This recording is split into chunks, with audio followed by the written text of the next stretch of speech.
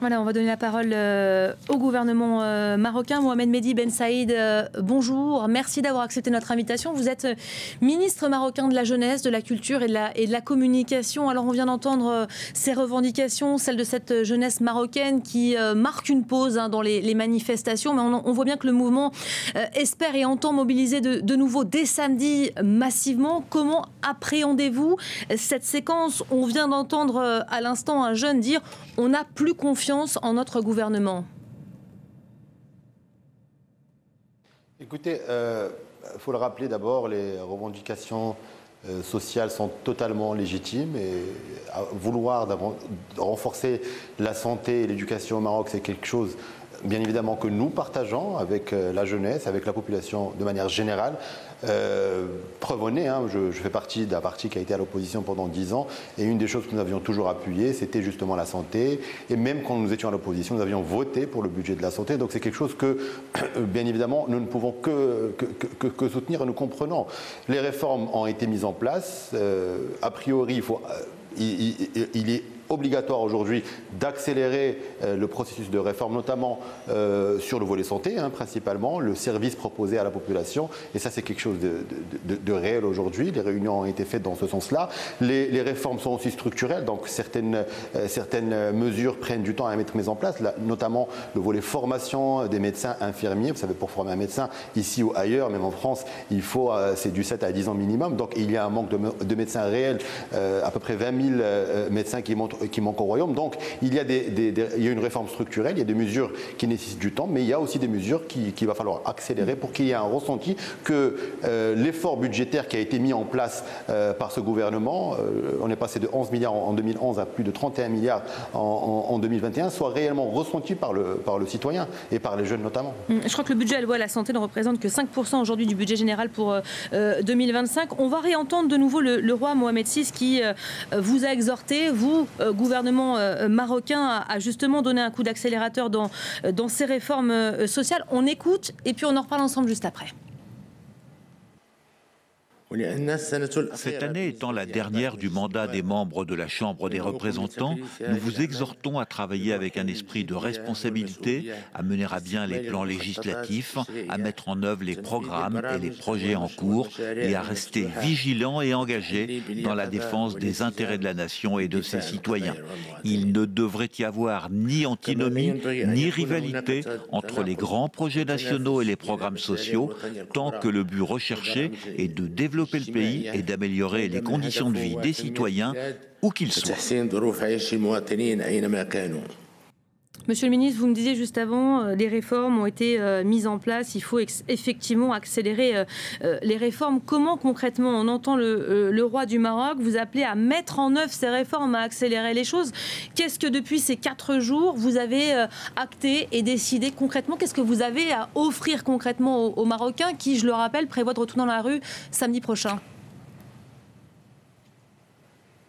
Plusieurs réunions ont été tenues par le gouvernement, notamment avec le ministre de la Santé, et plusieurs mesures qui avaient déjà été entamées vont s'accélérer. Comme je le disais tout à l'heure, il y a des mesures structurelles qui nécessitent du temps, quand on parle de formation, quand on parle de construction de bâtiments, mais il y a des mesures beaucoup plus faciles à mettre en place, notamment le service, notamment la gouvernance des hôpitaux, etc., avec une digitalisation, des services qui vont être davantage ressentis par le citoyen. C'est ce sentiment, c'est ce non-ressenti des efforts faits par le gouvernement aujourd'hui qui est notamment dénoncé par les jeunes et par les moins jeunes. Donc il y a réellement un travail de communication à mettre en place, notamment ce que vous dites aujourd'hui, c'est que les réformes, elles sont engagées, mais que les Marocains ne les ressentent pas.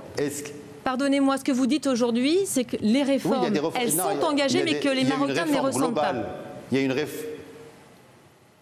Il y a une réforme globale qui est mise en place sur le secteur de la santé et de l'éducation, avec des mesures qui nécessitent du temps, et puis il y a des mesures rapides à installer. Peut-être que le gouvernement, dans une première étape, s'est concentré sur les mesures structurelles qui nécessitent du temps et qui mobilisent du budget et notamment plusieurs réunions, etc. Et a mis de côté certaines mesures rapides à mettre en place, notamment le service d'accueil, la gouvernance, le ressenti chez les citoyens. Et ça, en fait, c'est des mesures en parallèle qu'il fallait mettre en place, oui, structurer en profondeur, mais tout en mettant les moyens qui sont mis à disposition aujourd'hui du ministère de la Santé et du ministère de l'Éducation pour qu'il y ait un changement d'envergure ressenti par le citoyen. Et c'est un vrai sujet aujourd'hui. Nous considérons que ces revendications sont bien évidemment légitimes, sincères. Ça démontre aussi la bonne santé des démocratiques du royaume. Hein, des revendications, il y en a sur différents sujets, notamment donc, les sujets sociaux. Cela veut-il dire, Monsieur le Ministre, un sujet de représentation à mettre en place. Monsieur le Ministre, cela veut-il dire que les manifestations, les prochaines manifestations seront autorisées? Vous parlez de légitimité dans les revendications. Est-ce que les Marocains, les jeunes Marocains seront autorisés à porter ces revendications dans les rues? Bien sûr. Les manifestations, il y en a toujours eu au Maroc. Récemment, les dernières sittings tenus par les jeunes ont eu lieu de manière pacifique. Et bien évidemment, aujourd'hui, ils sont plus contendus. En tout état de cause, le sujet de fond, à savoir le sujet social, c'est quelque chose qui tient à cœur à tous les Marocains, un gouvernement y compris. Mais je pense qu'il y a un travail. Il faut davantage travailler sur des mesures concrètes qui vont être ressenties demain, tout en continuant les réformes structurelles qui nécessitent du temps et qu'il va falloir aussi accélérer, malgré que, bien évidemment, quand on parle de formation de médecins, c'est une formation classique comme vous avez en France. Donc, il y a deux batailles à mener en même temps, et ce sentiment d'être compris et écouté par le gouvernement, il est aussi nécessaire aujourd'hui pour pouvoir tout simplement continuer.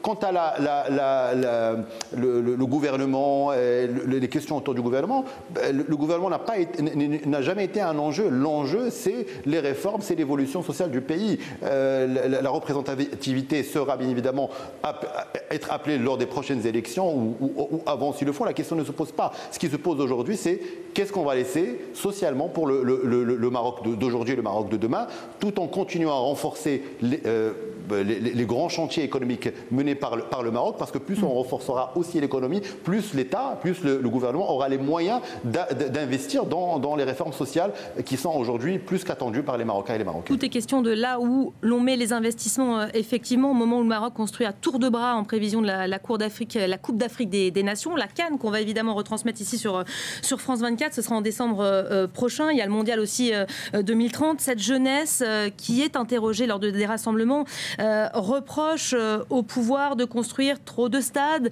pas assez d'hôpitaux. La construction d'hôpitaux, ça pourrait faire partie de mesures concrètes, immédiates, que vous pourrez offrir aux Marocains? C'est déjà le cas.